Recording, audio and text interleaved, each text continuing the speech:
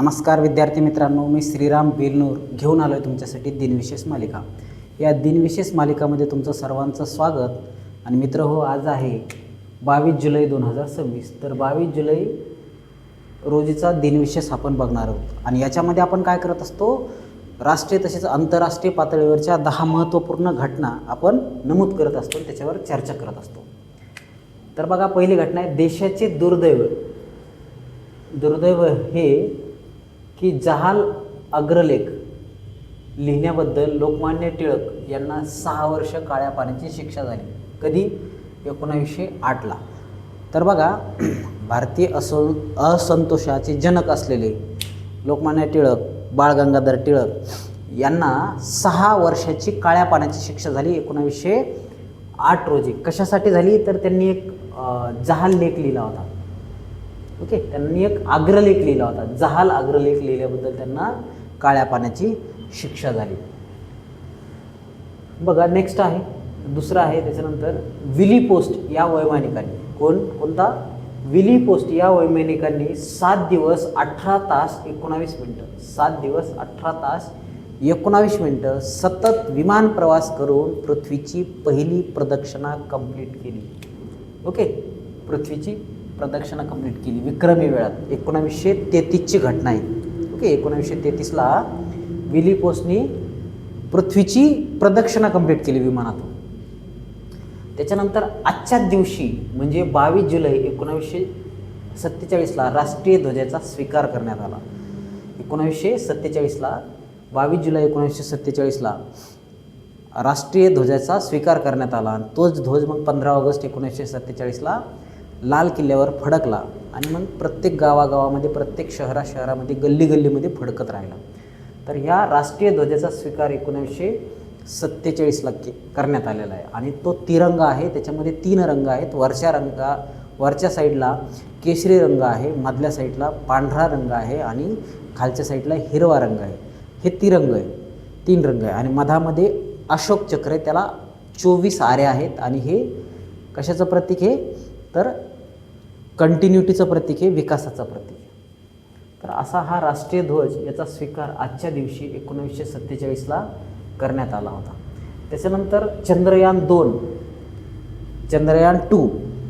इस्रोचं जे अंतराळ यान आहे त्याचं यशस्वी प्रक्षेपण करण्यात आलं। आणि हे विद्यार्थ्यांना दाखवण्यात आलं, शाळेय विद्यार्थी, कॉलेजचे विद्यार्थी, त्यांना स्पेसिफिक प्रोग्राम करून हे स्क्रीनवर, मॉनिटरवर हे दाखवण्यात आलं। ओके, तर त्याचं यशस्वी प्रक्षेपण करण्यात आलं चंद्रयान 2चं।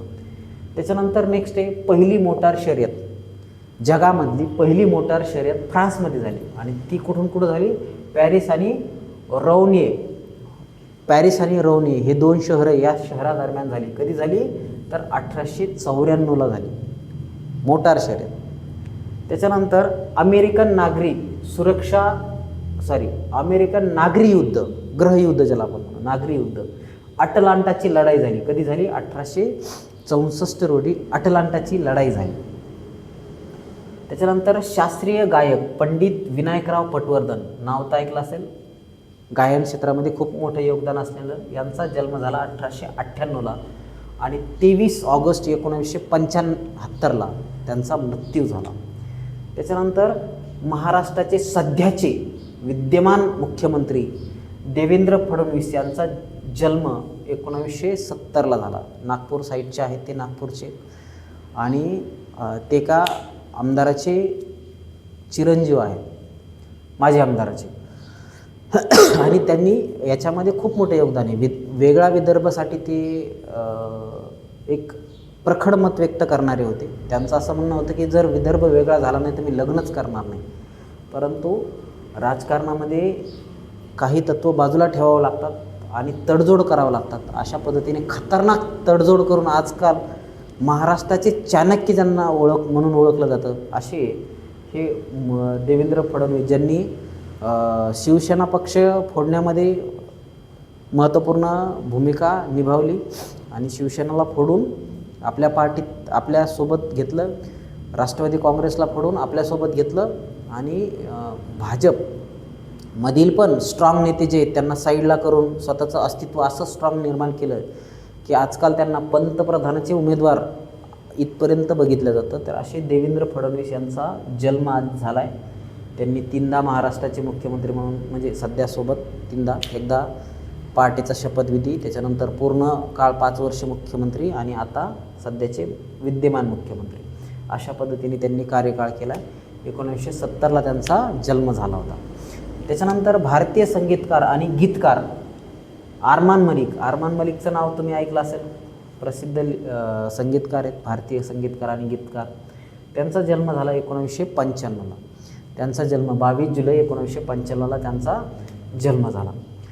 त्याच्यानंतर भारतीय पत्रकार महाराष्ट्रामधले स्पेशली, तर महाराष्ट्रातले मराठी पत्रकार महाराष्ट्र टाईम्सचे संपादक, मटा महाराष्ट्र टाईम्स जो पत्र येतं आहे, न्यूजपेपर येतं आहे, त्याचे लेखक जे असलेले गोविंद तळवटकर यांचा जन्म झाला 1925ला त्यांचा जन्म झालेला आहे. आणि आजही महाराष्ट्र टाईम हे महाराष्ट्रातलं अग्रगण्य असं वर्तमानपत्र आहे आणि ते वर्तमानपत्रामधून माहिती किंवा बातम्या देण्याचं काम महाराष्ट्र टाईम हे करत आहे. तर हे आहे आजचे दिनविशेष. आजचा सगळ्यात मोठा महत्त्वाचा दिवस कोणता, तर आजच्या दिवशी आपण राष्ट्रीय ध्वजाचा स्वीकार केला होता 1947ला. ठीक आहे, चला आजचा दिवस तुम्हाला शुभ जाऊ. धन्यवाद.